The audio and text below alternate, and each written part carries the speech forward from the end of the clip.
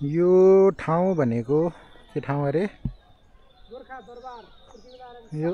यो सिद्धपाइला यो चण्डीथान गोर्खा दरबारको त्यहाँ अगाडि गोर्खा दरबार छ। अनि यो डाँडा भनेको चण्डीथान रहेछ।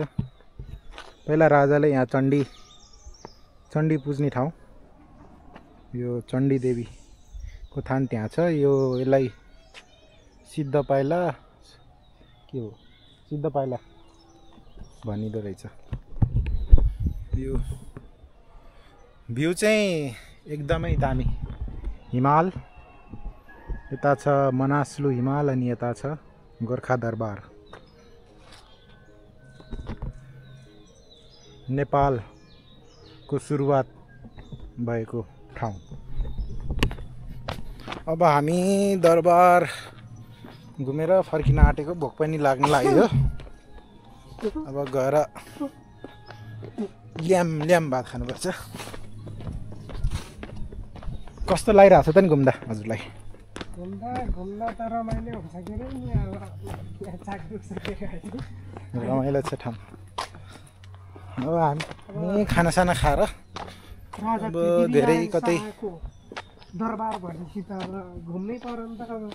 अब पहिला खाना खान्छौँ कि सङ्ग्रहालय घुम्छौँ, त्यसपछि पोखरातिर लाग्नु फेरि के गर्ने। अब भोलि बिहान फेरि काममा जानु पर्यो। ठाउँ चाहिँ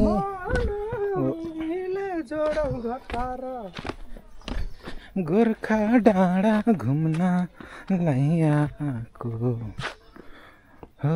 गोर्खा दरबार घुम्नलाई आएको, चिना जानी कोही पनि भएको, डराउँदिको तिरैतिर। सिद्ध गुफा रे हो, यहाँ लेखेको छ, यता देखाएको छ सिद्ध गुफा हो।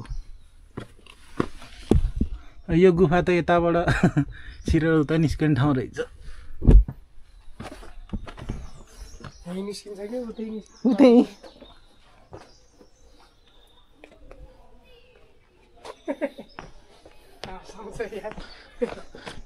गुफा भन्दैन, लेख्नेको मिस्टेक भयो। सिद्ध गुफा अरे